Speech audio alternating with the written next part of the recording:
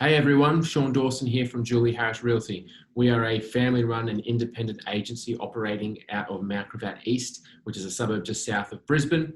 We have been operating in this suburb now for about 18 months. I focus most of my energies in the suburbs surrounding our office, along with a few adjacent, including Carina Heights and Morningside.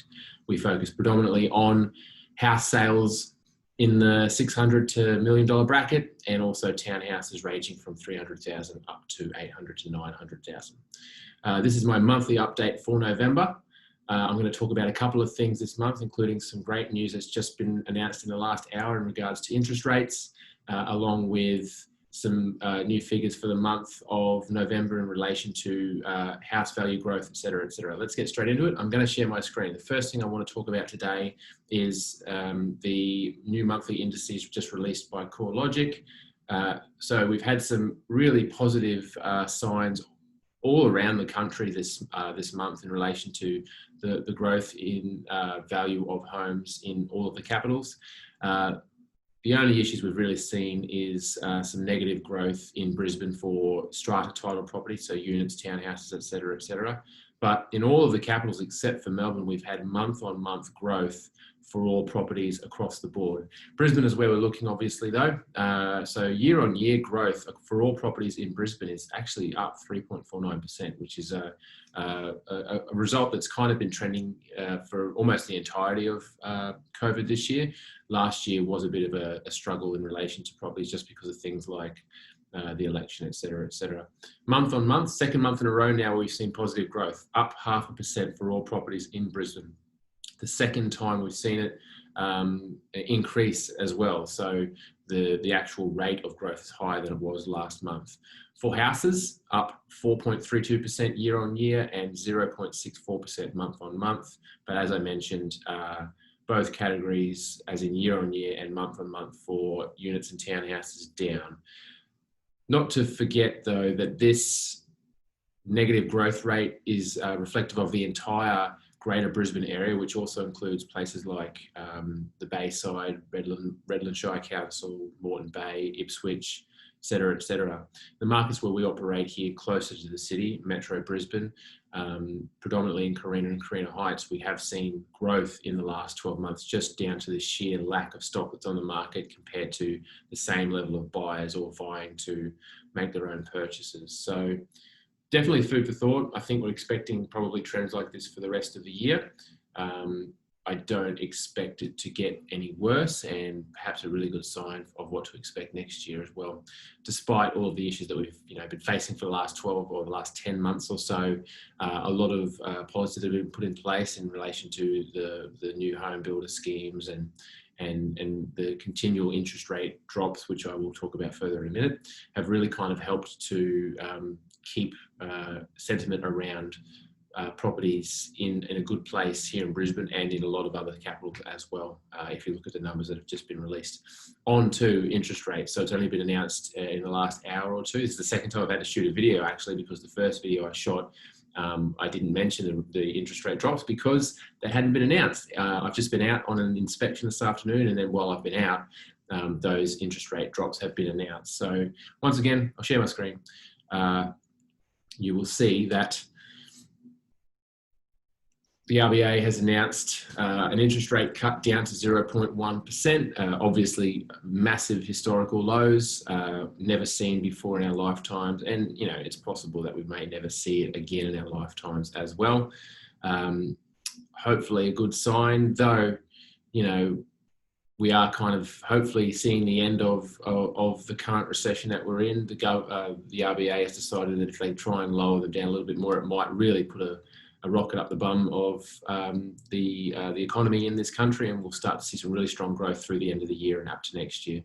No word yet about how the banks will obviously interpret those drops and how much they'll pass on, but I read a thing earlier today that talked about an average person with a mortgage of $300,000 is likely to see a saving of about $23 to $25 per month. And while those figures probably don't seem much, I think with everything happening in the current climate, those figures are great, and any kind of extra savings in people's pockets is going to go a long way to helping people out of this horrible time that we're in. I might just quickly talk about a couple of properties that I've recently listed, two very differing properties in two very differing markets.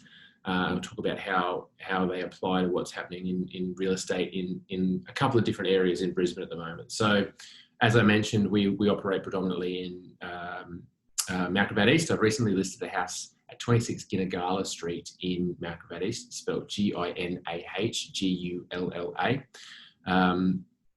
This is a very typical post-war three-bedroom cottage for the area, built in the 70s.